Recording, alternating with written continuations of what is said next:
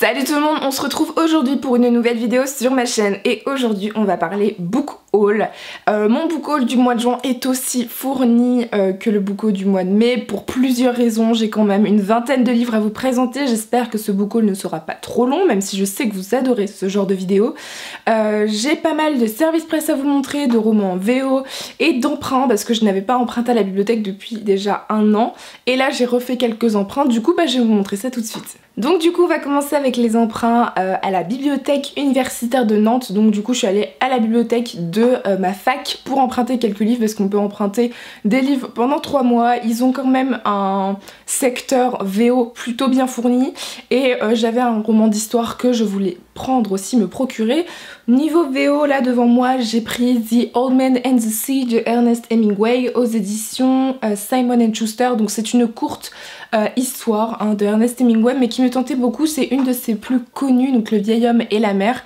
Je l'ai déjà lu donc je vous en reparle très vite. Ensuite pour la VO je me suis procuré Jacobite de William Ryter aux éditions Algonquin Young Readers.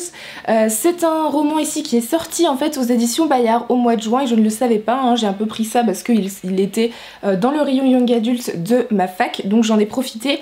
Ici on va suivre Abigail Rook, nous sommes en Nouvelle-Angleterre en 1892 qui va rencontrer Jacobite qui est une sorte d'enquêteur à la Sherlock pour les créatures surnaturelles et elle va devenir l'assistante de Jacobite. C'est une histoire que j'ai plutôt appréciée mais je ne pense pas lire la suite, mais du coup je vous en parle très rapidement parce que je l'ai déjà lu. Et on continue avec les emprunts VO que j'ai fait à la bibliothèque avec All the Light We Cannot See de Anthony Dower aux éditions Simon & Schuster. Ici on est durant la Seconde Guerre mondiale si je ne me trompe pas, entre Paris et l'Allemagne, et c'est un roman qui a reçu le prix Pulitzer et qui me tentait énormément quand j'avais déjà lu le résumé. Là je vous avoue que quand je l'ai vu je l'ai pris, j'ai pas relu le résumé sur le coup mais j'ai hâte de le lire parce qu'il a quand même reçu pas mal de prix et il a de très bonnes critiques. Ensuite j'ai emprunté American War de Omar El Akkad aux éditions Picador.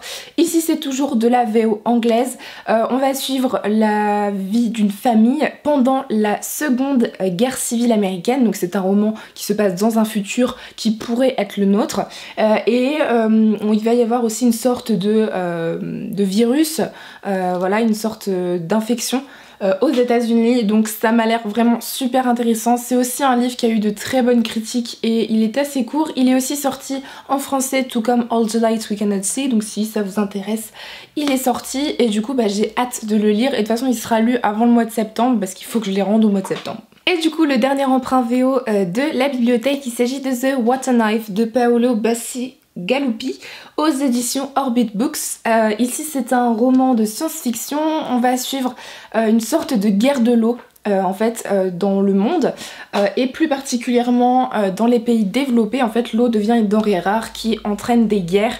Ça m'a l'air plutôt intéressant, il est sorti aussi en poche aux éditions Folio ou Pocket, je ne sais plus, mais en tout cas j'adore la couverture, je la trouve vraiment magnifique et le résumé me tente énormément, donc je pense qu'il sera lu de toute façon aussi avant le mois de septembre et je vous en reparle très vite. Et du coup le roman en français, donc le roman historique que j'ai pris à ma bibliothèque, il s'agit de SPQR, Histoire de l'ancienne Rome de Mary Beard aux éditions Perrin.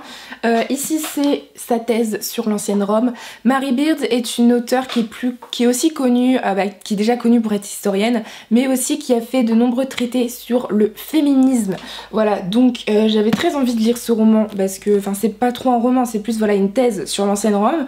Je vais voir, peut-être lire quelques chapitres par-ci par-là, voir ce que ça donne, mais en tout cas je pense que la plume va beaucoup me plaire et ça me permettrait d'en savoir un peu plus sur cette période historique. Ici on va continuer avec les services presse, j'en ai 3 à vous présenter. Le premier, il s'agit des éditions Nathan qui m'ont envoyé La planète des 7 dormants de Gaël Aymon aux éditions Nathan. Alors déjà ouais, la couverture elle est juste sublime.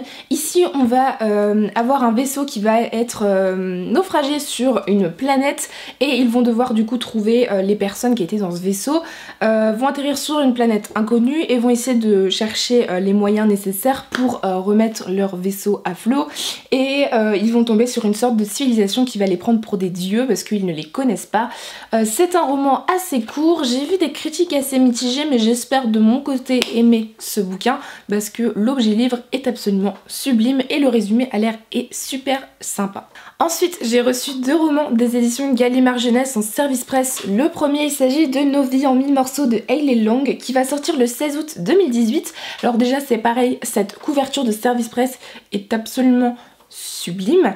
Et ici on va suivre la vie de 2 frères, donc Griff et Dylan, qui ont 13 et 15 ans et qui vont devenir orphelins suite à un accident de voiture de leurs parents, et à partir de là ils vont voyager en fait de famille en famille, de proche en proche, pour retrouver en fait une famille tout simplement. Ils vont être recueillis par plusieurs personnes et ça va être le cheminement, la reconstruction de ces 2 jeunes garçons face à la mort de leurs parents et à ce chamboulement dans leur vie. Ça m'a l'air d'être un livre très fort mais qui m'a l'air juste sublime, et voilà, enfin s'il est aussi sublime que la couverture, je pense que je passerai un excellent moment. Et enfin le dernier service presse que j'ai reçu il y a seulement quelques jours, il s'agit de La théorie de l'iceberg de Christopher Bouy aux éditions Gallimard dans leur collection Scripto, donc c'est le premier roman de la collection Scripto que je reçois de leur part. Ici il va sortir le 20 septembre, donc j'ai le temps avant de le lire. C'est un très court roman. On va suivre Noé qui a 15 ans, qui est un garçon introverti, plutôt solitaire et qui vit dans une petite ville de la côte atlantique.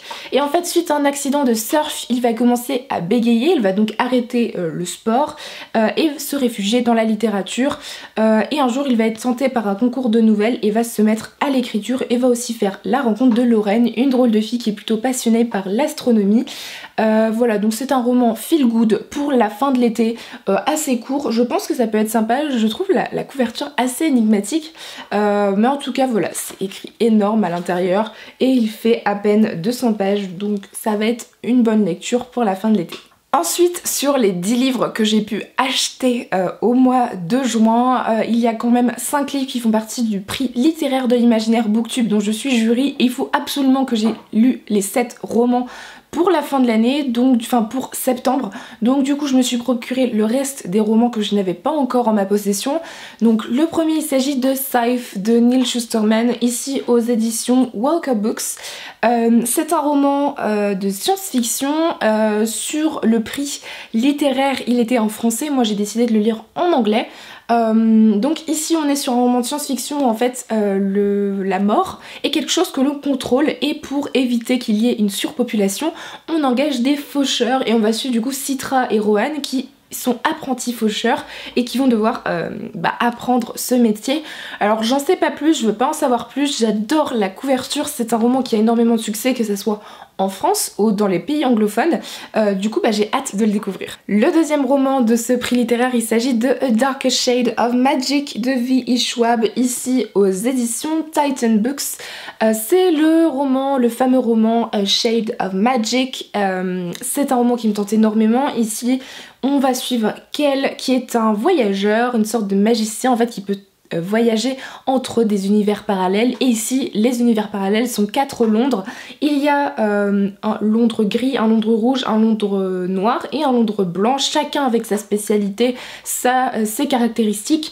Et V.E. Schwab est quand même une auteure qui a fait son succès en France déjà avec la sortie de ses 2 premiers tomes chez Lumen, et en Angleterre et aux États-Unis a énormément de succès, que ce soit pour cette série, que ce soit pour Vicious et Vengeful ou autre, et du coup j'ai hâte de découvrir enfin La plume de V.E. Schwab. C'est pareil pour ce roman, il avait été sélectionné mais en version française. Moi j'ai décidé de le lire en VO parce que c'est une auteure dont j'ai envie de découvrir la plume, la véritable plume, et du coup j'ai hâte de m'y lancer. J'ai encore 3 romans à vous présenter pour le prix littéraire. Le premier, il s'agit des Chroniques homériques, le tome 1, Le souffle de Minas d'Alison Germain aux éditions Le Chat Noir, collection Féline. Donc ici c'est le célèbre roman de la booktubeuse Lily Bookin. J'avais hâte de le lire quand il est sorti, j'avais très envie de me le prendre, sauf que c'est un roman qui est quand même à presque 20 €. Mais il a été sélectionné pour le prix, donc j'étais très contente de pouvoir le lire du coup par ce biais.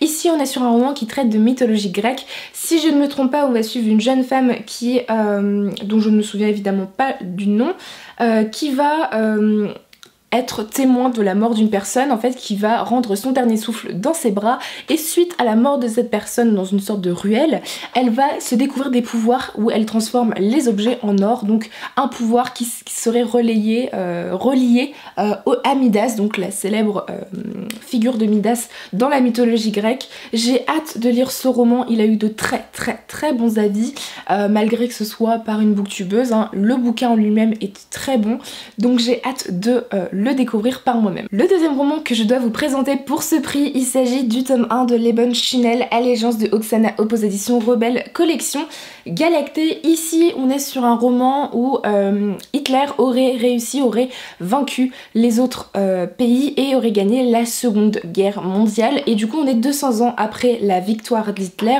où la race aryenne prospère dans le monde et les autres ethnies ont été éradiquées de la planète. Évidemment on va suivre Krista qui est une jeune aryenne et du coup qui a été élevée dans ce monde sans connaître vraiment les autres pays, les autres races, et qui va finalement suite à un événement changer d'avis, rentrer dans une nouvelle aventure. C'est un roman qui est assez court et qui avait été vraiment plébiscité par Pauline de la chaîne Patatras. Quand je l'ai vu sélectionné pour le prix, j'étais ravie parce que déjà c'est une auteure française et en plus c'est une maison d'édition qui n'est pas si connue, si plébiscitée que ça, et c'est le genre d'histoire qui me plaît énormément, donc j'espère clairement ne pas être déçue. Et on finit les romans du prix littéraire avec Sirius de Stéphane Servant aux éditions Rouergue Collection Épique si je ne me trompe pas. Ici c'est un road trip post-apocalyptique où on va suivre Avril qui est une jeune fille qui va élever son frère Kid, son petit frère Kid, et en fait ils vont être amenés sur les routes suite à une histoire avec Avril, et du coup dans un monde où dans un monde post-apocalyptique tout simplement. C'est un roman qui a eu énormément de succès parmi les booktubeurs et les blogueurs français. Stéphane Servant est un auteur dont j'entends quand même pas mal parler et j'ai hâte de découvrir sa plume qui m'a l'air plutôt poétique, mais c'est quand même une petite brique, mais je pense que vu que c'est de la jeunesse slash young adulte, ça devrait se lire assez vite tout de même, et du coup j'ai hâte de m'y plonger. On continue, il me reste encore 5 romans à vous présenter, 4 romans que j'ai finalement achetés pour mon propre plaisir et un roman qui m'a été offert par ma meilleure amie Camille, et je sais qu'elle regarde ces vidéos. Il s'agit de The Perks of Being a Wallflower de Stephen Boski aux éditions Simon & Schuster. Ici c'est un roman dont vous avez beaucoup entendu parler je pense. Il a été traduit en France sous le titre Le Monde de Charlie, a été adapté avec Logan Lerman, Ezra Miller et Emma Watson au cinéma. Donc c'est un roman et un film que j'avais adoré, mais j'ai lu ce roman il y a de ça au moins 4 ans je pense, et du coup j'avais très envie de le relire, et du coup pour mon anniversaire ma meilleure amie m'a offert ce roman. Je suis ravie, ça va me permettre d'avoir un petit contemporain de secours dans ma bibliothèque entre 2 gros romans, et du coup j'ai hâte de redécouvrir cette histoire dont j'ai oublié quand même une bonne partie. Et enfin on va passer aux 4 romans que j'ai achetés pour mon propre plaisir, c'est-à-dire qu'au mois de juin j'ai quand même validé ma première année de licence d'histoire et j'ai eu mon permis, donc du coup je me suis permise de m'acheter 4 romans pour me féliciter en soi, et du coup je me suis fait plaisir au niveau des romans en VO en m'achetant plein de suites de sagas et un roman contemporain slash romance qui me tentait depuis longtemps. Donc ce roman contemporain, il s'agit de Everything Everything de Nicolas Yoon aux éditions Corgi Penguin. Ici c'est un roman dont vous avez beaucoup entendu parler, surtout depuis l'adaptation avec Nick Robinson et l'actrice dont je ne connais plus le nom évidemment. Et du coup j'avais hâte de lire ce roman parce que c'est un sujet qui m'intéressait beaucoup. Ici on va suivre Maddie qui a la maladie de l'enfant bulle, c'est-à-dire qu'elle ne peut pas sortir de chez elle sans attraper de graves maladies ou elle pourrait mourir en fait en sortant de chez elle. Elle n'a pas la constitution qui est faite pour l'extérieur, et en fait il y a un garçon qui s'appelle Oli qui va déménager dans la maison en face ou près de chez elle et qui va du coup la voir à travers la fenêtre, et c'est de là que va naître une histoire d'amour. Ça n'a pas quelque chose d'original dans le principe de la romance, mais je pense que c'est surtout le fait de traiter de la maladie de l'enfant bulle qui peut être très intéressant. C'est un roman qui sera lu très rapidement parce que déjà il est court, mais ensuite à l'intérieur ce n'est pas forcément que de la narration classique, on a des mails, on a des SMS, voilà, donc des dessins, donc je pense que ça peut être super sympa et j'ai hâte de le lire cet été. Ensuite on passe aux 3 derniers romans de cette vidéo avec 3 suites de saga en VO. Le premier s'agit de The Lunar Chronicles, le tome 2, Scarlett de Marissa Meyer aux éditions Puffin Books. J'ai adoré le tome 1 que j'ai lu au mois d'avril je pense, ou au mois de mai, quelque chose comme ça. Et du coup je vais enfin pouvoir découvrir la suite parce que le tome 1 avait été une relecture. J'avais lu le tome 1, donc Cinder, il y a de cela 5-6 ans. Et du coup je vais enfin pouvoir découvrir la suite que j'espère aimer, mais je pense ne pas me faire trop de soucis. Il est un peu plus gros que le tome 1, il fait 450 pages, mais je pense que ça va se dévorer tout seul. La plume de Marissa Meyer est tellement fluide que ça va aller tout seul. Et du coup j'ai hâte de découvrir le personnage, la réécriture du petit chaperon rouge. Ensuite, deuxième suite de saga, il s'agit du tome 2 de Snow Like Ashes, donc Ice Like Fire de Assar Arash aux éditions Balzer & Bray. J'avais adoré le tome 1 que j'ai lu en décembre dernier. Et du coup, je me suis dit que c'était le moment de continuer mes sagas, de pas trop en commencer en VO comme je le fais en VF. Et du coup, de continuer cette trilogie avec le tome 2 qui est juste énorme par rapport au tome 1. Alors il y a eu un changement pas de couverture mais de format, etc. Mais ça ne me dérange pas, mais il fait quand même presque 500 pages. Du coup, j'ai hâte de retrouver ce monde de fantasy avec plein de magie entre les saisons, donc hiver, printemps, été et automne, et c'était super sympa. J'avais adoré le tome 1, donc j'ai hâte de me replonger dans cette suite. Et enfin, l'une des plus grosses suites de séries au niveau nombre de pages, il s'agit de A Court of Winds and Ruin de Sarah J. Maas aux éditions Bloomsbury. J'attendais avec grande impatience que ce format-là de ce roman sorte le début mai, et du coup je me le suis procuré en juin. C'est-à-dire que moi j'ai la version paperback de Bloomsbury, donc qui est comme ceci et non avec le gros titre dans l'autre sens. Du coup j'étais ravie de la voir parce que j'ai beaucoup apprécié le tome 2. Ce tome 3 est encore plus gros que le tome 2. On est sur du 700 pages. J'espère pouvoir le lire cet été parce que sinon je vais attendre longtemps avant de le lire parce qu'il est énorme et Sarah J. Maas c'est pas une plume qui se lit rapidement, enfin en tout cas pour moi j'ai du mal à lire rapidement cette plume, et en plus à l'intérieur c'est écrit assez petit quand même. J'espère aimer ce tome 3 parce que les avis sont très mitigés et j'ai un peu peur parce que le tome 2 était le meilleur. Je n'ai pas eu de coup de cœur pour le tome 2, donc du coup j'ai un peu peur de ne pas aimer le tome 3, mais on verra bien ce que j'en pense. Et du coup j'ai hâte de le lire et pourquoi pas après me procurer A Court of Frost and Starlight, même s'il s'agit simplement d'une nouvelle romance, mais ça fait un peu la transition entre cette trilogie et la nouvelle trilogie de Sarah J. Maas qui est en cours d'écriture. Voilà tout le monde, cette vidéo est terminée, j'espère qu'elle vous aura plu. Ça fait plutôt un long book haul, voilà, j'espère que ça va pas trop long. N'hésitez pas à me dire en commentaire s'il y a des livres là-dedans qui vous tentent ou que vous avez déjà lu. Et du coup moi je vous souhaite de très bonnes lectures et je vous dis à très bientôt dans une prochaine vidéo. Bye!